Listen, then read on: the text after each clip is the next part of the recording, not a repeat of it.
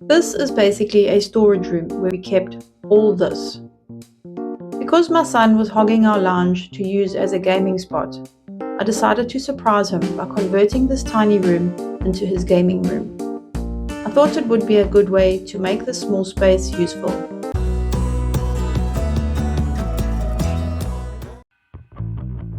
I started by clearing everything out. The hardest thing about clearing out is finding a space to put everything. I didn't realize that we'd actually managed to keep quite a bit of stuff in this small space, so it took a while.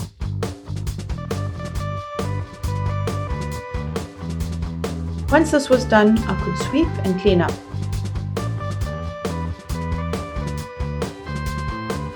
I then removed the small shelf. At this point, I wasn't sure if we would remove both shelves or keep one for storage.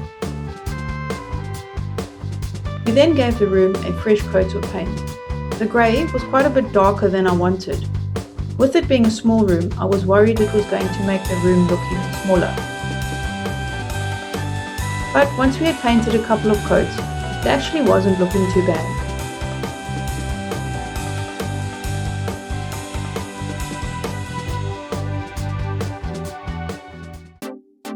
We decided to do some kind of design on the wall.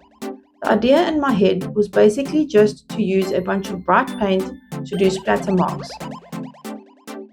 This is when we decided the other shelf was in the way and actually just too big for the room, so it had to go. Get crap out of here! I'm sick of it! This made it a lot easier to paint, but the wall just wasn't looking how I had envisioned it, and wasn't nearly as easy as I thought it would be to do. Then chaos struck. We got paint all over the camera, and the camera fell to the floor. Things were definitely not going according to plan. Who let the dogs out? Who let the dogs out? We finally found a technique that was working for the paint splatters.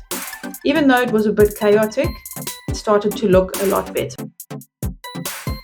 Once we had finished, it still was not exactly how I had visualized it, but I was hoping the LED lights would help make it look a lot better.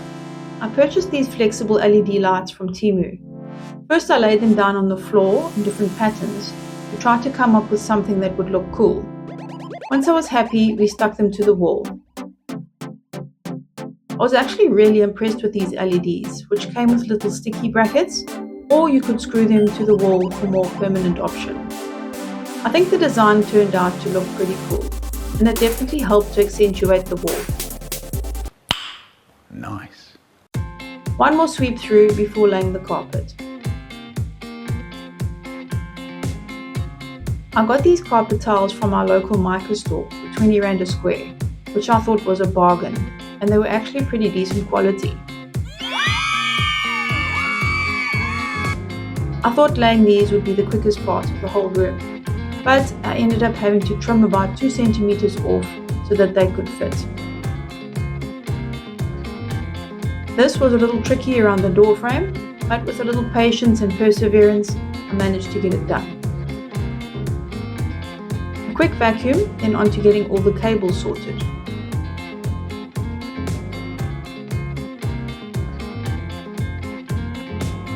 It was finally time to get the desk and the chair in and give it a few final touches.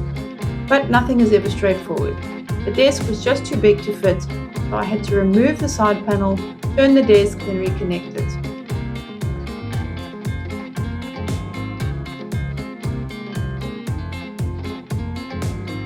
Next I bought in the TV and the Xbox.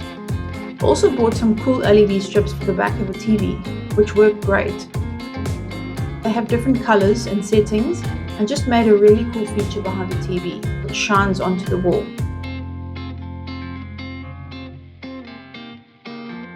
I had a plain black chair cover in the cupboard and also found these really cool skull patches, so I sewed one onto the front and another onto the back. I also had these pictures lying around, which I just put up temporarily to fill the space.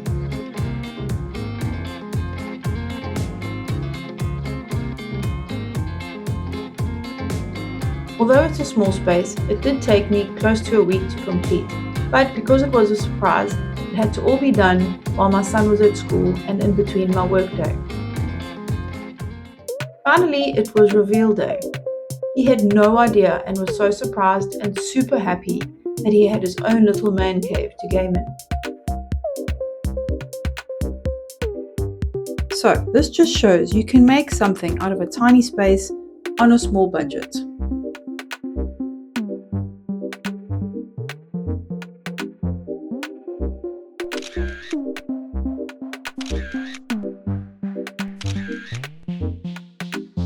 Thanks for watching, and don't forget to like and subscribe if you enjoyed this video.